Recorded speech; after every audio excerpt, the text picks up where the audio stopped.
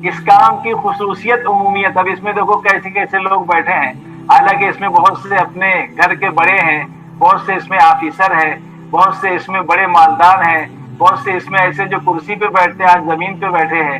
تو یہ ہمارے کام کی سادگی ہے. کہتے ہیں 3 چیزوں کا جواب دنیا میں کسی کے پاس نہیں ہے. ایک یہ سادگی کا جواب.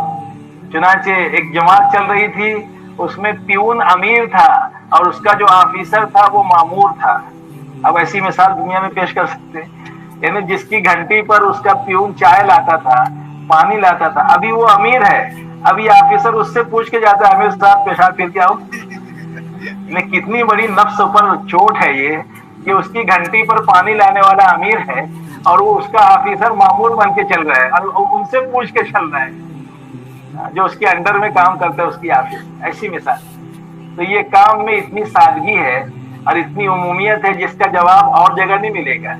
اور جگہ ایسے اجتماعات ہوتے ہیں تو ان کے لیے اسپیشل بٹھایا جاتا ہے. یہ تو 2-4 اس لیے آ کے بیٹھتے ہیں کہ ان کی ذمہ داری ہے یہاں اعلان وغیرہ کی، اور تخت پہ کوئی دوسرے لوگ نہ آئے تو 1-2 لوگ بیٹھتے، ورنہ پہلے کوئی بھی نہیں بیٹھتا تھا، خالی 2 آدمی بیٹھتے تھے ذکر والے دائیں بائیں.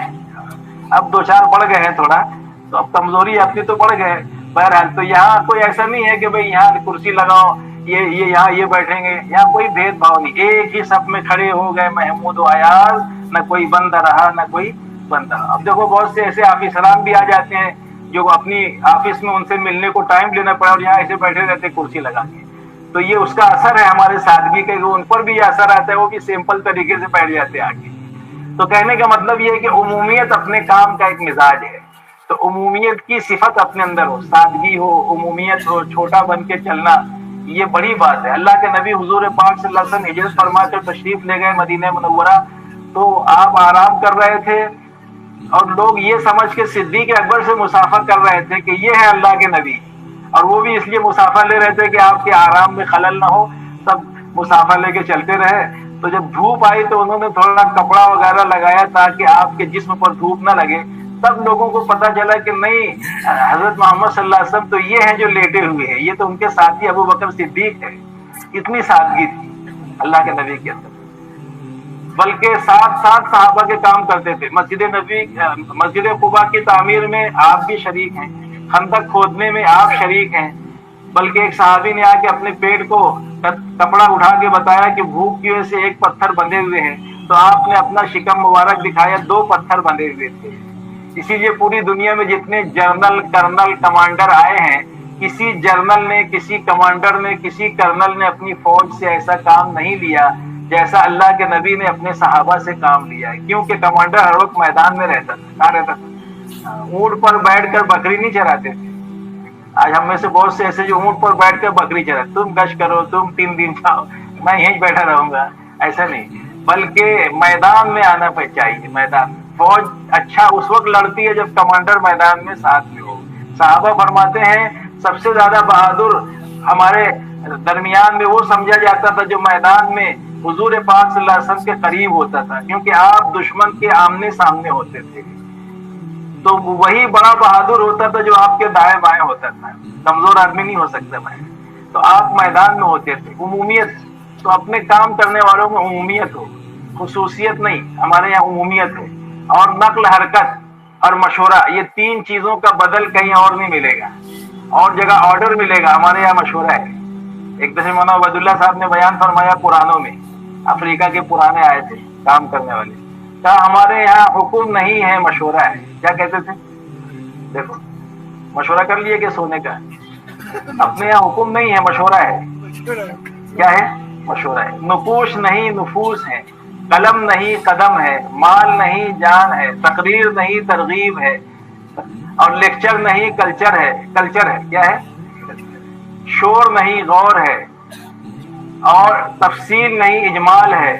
صلح، جنگ نہیں، صلح ہے. اپنا کام ایسے. اس لیے دوستو ہم جو ہے اپنے اندر وہ صفات پیدا کریں جو نبی کی، صحابہ کی زندگیوں میں تھی. کام جب ان کے والا کر رہے ہیں تو ان کی والی صفات کے ساتھ کریں.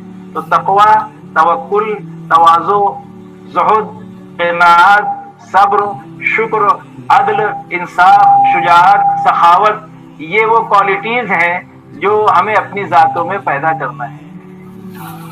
صحابہ کرام 313 تھے, کوالٹی بولو ہائی تھی اور کوانٹیٹی لو تھی.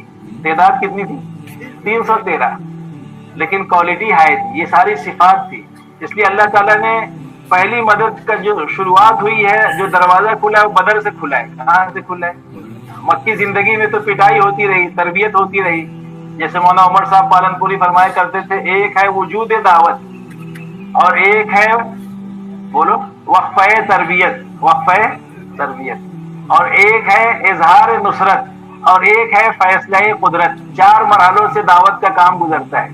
پہلے وجود دعوت, انبیاء کرام کی بعثت یعنی دعوت کا وجود, نبی آئے دعوت آئی.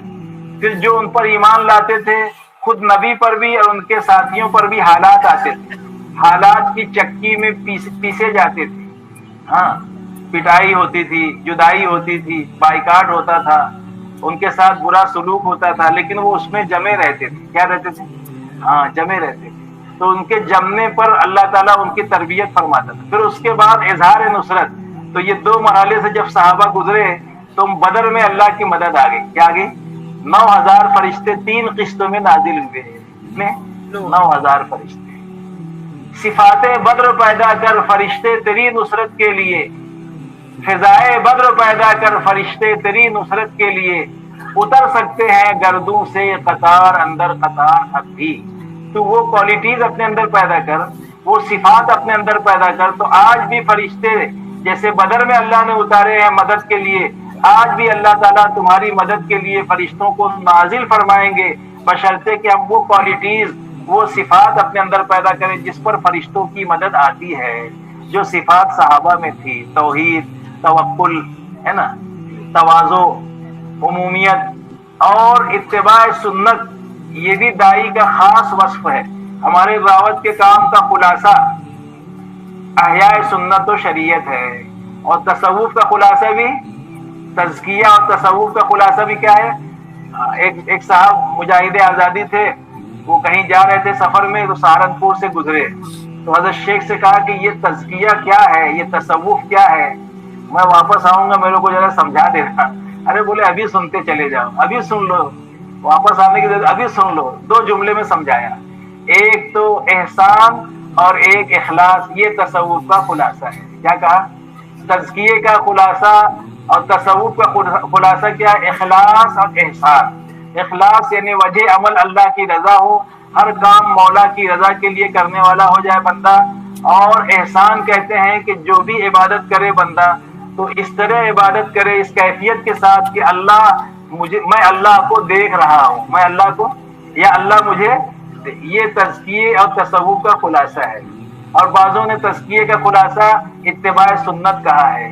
تو دعوت کے کام میں بھی وہی ہے, اخلاص ہے 5واں نمبر, اور نماز میں بھی ہے کہ اعلیٰ درجہ یہ ہے کہ اس طرح نماز پڑھو کہ اللہ تعالیٰ کو میں دیکھ رہا ہوں, اور ادنا درجہ یہ ہے کہ اللہ مجھے دیکھ رہے ہیں. تو اس میں احسان بھی ہے, اخلاص بھی ہے, ذکر فکر بھی ہے. تیسرا نمبر کیا ہے؟ ذکر ہے, تلاوت ہے, ذکر فکر بھی ہے, اور اخلاص بھی ہے 5واں نمبر. تو حضرت شیخ فرماتے تھے کہ یہ دعوت کا کام خانقاہی کام ہے, اسے الگ مت سمجھو. بہت سے لوگ اس کو الگ سمجھتے ہیں کہ خانقاہ کا کام الگ ہے, دعوت کا کام الگ. نہیں, حضرت شیخ نے کہا ہے کہ ڈنکے کی چوٹ پر میں یہ کہتا ہوں کہ یہ خانقاہی کام ہے. البتہ اس میں فرق یہ ہے کہ اس میں نقل حرکت ہے. یہ موبائل خانقاہ ہے. کیا ہے؟ موبائل. یعنی ہر مسجد کو دعوت کے کام کی برکت سے اللہ نے خانقاہ بنا دیا, ہر مسجد کو خانقاہ بنا دیا. ہاں, خانقاہ میں یہی ہوتا ہے, ذکر ہے, فکر ہے, اور دعاؤں کا مانگنا ہے, اپنے گناہوں پر رونا ہے, اپنے اندر کی گندگیوں کو نکالنا ہے, حسد, کینہ, بغض, عداوت,